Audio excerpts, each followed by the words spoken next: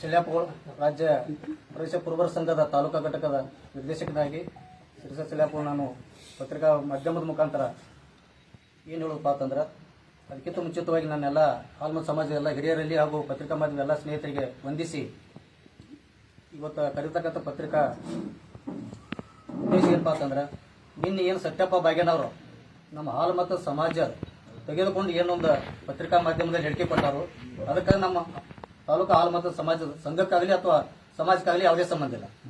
ಅವ್ರ ವೈಯಕ್ತಿಕ ಅಭಿಪ್ರಾಯ. ನಮ್ಮ ಸಂಘದ ಅಧ್ಯಕ್ಷನಾಗಲಿ ಸಂಘದ ಹಿರಿಯರನ್ನಾಗಲಿ ಸಮಾಜದವರಲ್ಲಿ ಯಾರನ್ನೂ ಕೇಳಾರ್ದ ಅವ್ರು ಹೀರೋ ಆಗ್ಲಕ್ಕ ಅವ್ರು ಹೇಳಿಕೆ ಕೊಟ್ಟಿರ್ತಕ್ಕಂಥದ್ದು. ನಮ್ಮ ಹಾಲುಮತ ಸಮಾಜಕ್ಕೆ ಅದಕ್ಕೆ ಆ ಹೇಳಿಕೆಗೆ ಯಾವುದೇ ಸಂಬಂಧ ಇಲ್ಲ. ಅದು ವೈಯಕ್ತಿಕ ಹೇಳಿಕೆ ಅದು. ಮತ್ತು ಸತ್ಯಪ್ಪ ಬಾಗೇನವರು ಇದು ಒಂದೇ ಸಲ ಅಲ್ಲ 3 ಸಲ ಅವರು ಸಮಾಜವನ್ನು ತಗೊಂಡು ಹೇಳಿಕೆ ಕೊಡ್ಲಾಕತ್ತ. 2018ರಾಗೂ ಲಕ್ಷ್ಮಣ ಸವದಿ ಅವರು ಸನ್ಮಾನ್ಯ ಸಿದ್ದರಾಮಯ್ಯದವರಿಗೆ ಬೇದಾರ್ಥ ಹೇಳಿಕೆಯಿಂದ ಇಡೀ ತಾಲೂಕು ಮೇಲೆ ಪ್ರಚಾರ ಮಾಡಿದರು.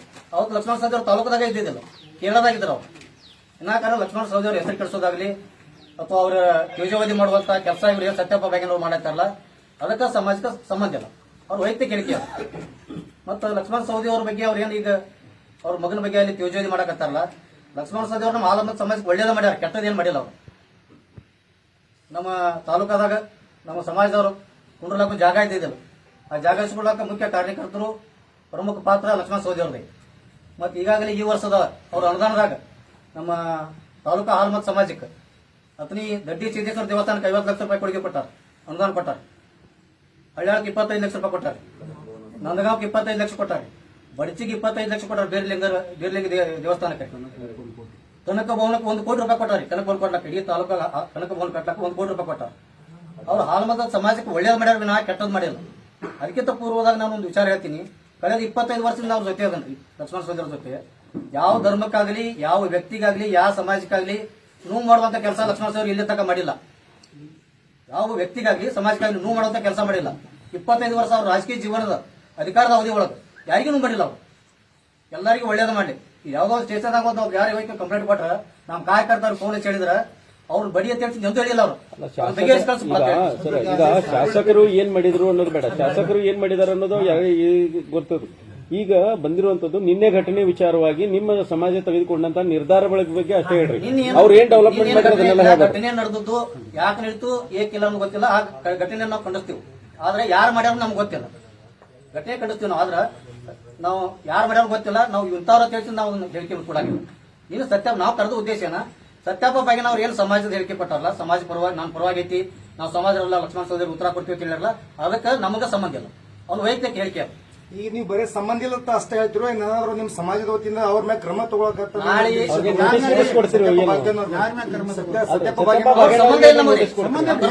ನಾವು ಮುಂದಿನ ದಿನದಾಗ ಇದನ್ನ ಮುಂದುವರಿಸಿದ್ರು ನಾವೆಲ್ಲ ಸಮಾಜದ ಕೂಡಿಕೆಸಿಂದ ನಾವು ಬಹಿಷ್ಕಾರ ಆಗ್ತೀವಿ. ನೋಡ್ರಿ ಅವ್ನು ಇಂಡಿವಿಜುವಲ್ ಮನುಷ್ಯ, ಅವ್ನ ಮ್ಯಾಗ ಕ್ರಮ ತಗೊಳಕ್ ನಾವ್ಯಾರ್ರಿ ಹೇಳ್ರಿ. ಅಲ್ಲ ನಿಮ್ಮ ಸಮುದಾಯದಿಂದ ಏನಾದ್ರು ನೀವು ಹೆಸರು ದುರುಪಯೋಗ ಪಡಿಸೋದು ನಾ ಹೇಳ್ತಾ ಕೇಳ್ರಿ. ಈಗ ಅವ್ನ ಮ್ಯಾಗ ಕ್ರಮ ಯಾರಿಗೆ ತಗೋತ ಹೇಳು ನಾವು? ಸರ್ ನಿಮ್ ಸಮಾಜದವ್ರು ತಗೋಬಹುದು. ಅದನ್ನ ನಾವು ಈಗ ನೋಡ್ರಿ ಇಂಡಿವಿಜುವಲ್ ಆಗಿ ಸಮುದಾಯದ ಹೆಸರು ತಗೊಂಡು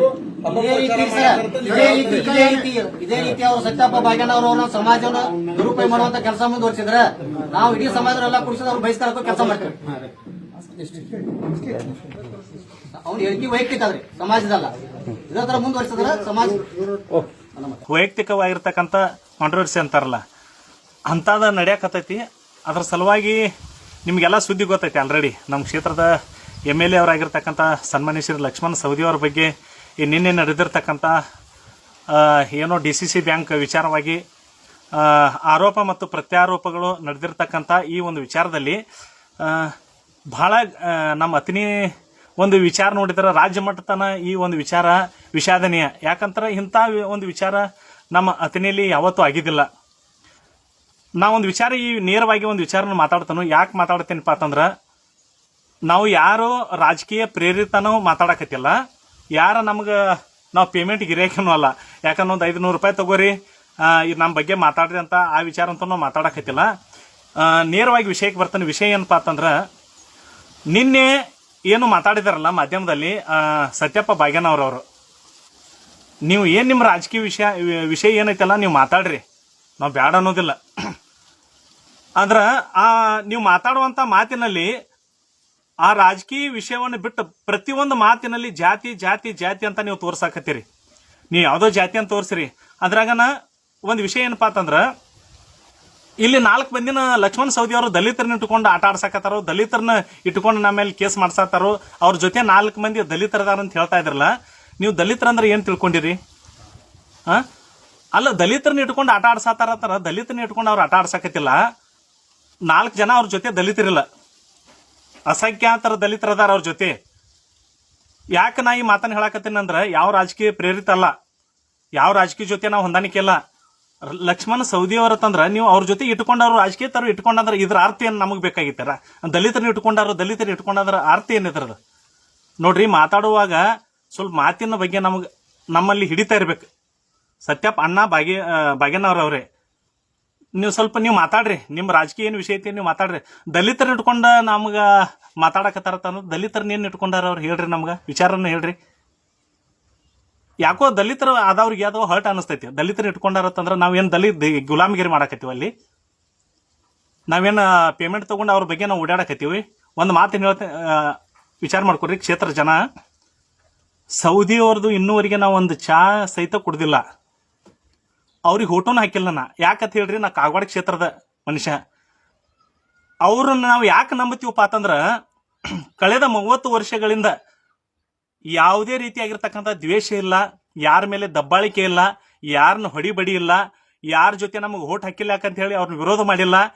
ಅವ್ರು ಯಾರಿಗೆ ಮಾಡಿದಾರ ಅವ್ರಿಗೆ ನಮಗಂತೂ ಗೊತ್ತಿಲ್ಲ. ನಾವು ಕಂಡುಕೊಂಡಿರ್ತಕ್ಕಂಥ ವಿಚಾರಪ್ಪ ಅಂತಂದ್ರೆ ಯಾರನ್ನ ದಬ್ಬಾಳಿಕೆ ಇಲ್ಲ, ಯಾರನ್ನ ಹೊಡಿಬಡಿ ಇಲ್ಲ. ನಮ್ಮ ಕ್ಷೇತ್ರ ಯಾವ್ದಪ್ಪ ಅಂತಂದ್ರ ಒಂದೇ ಒಂದು ಅತನೀಯ ಶ್ರೀ ಮುರುಗೇಂದ್ರ ಸ್ವಾಮೀಜಿಗಳು ಮತ್ತು ಶ್ರೀ ಸಿದ್ದೇಶ್ವರ ಇಲ್ಲಿ ಏನ್ ಅವ್ರ ಪುಣ್ಯ ಭೂಮಿ ಐತಲ್ಲ, ಇದನ್ನ ನಂಬಿಕೊಂಡ ನಮ್ಮ ಜನ ಇಲ್ಲಿ ಬದುಕಾಕತ್ತಾರ.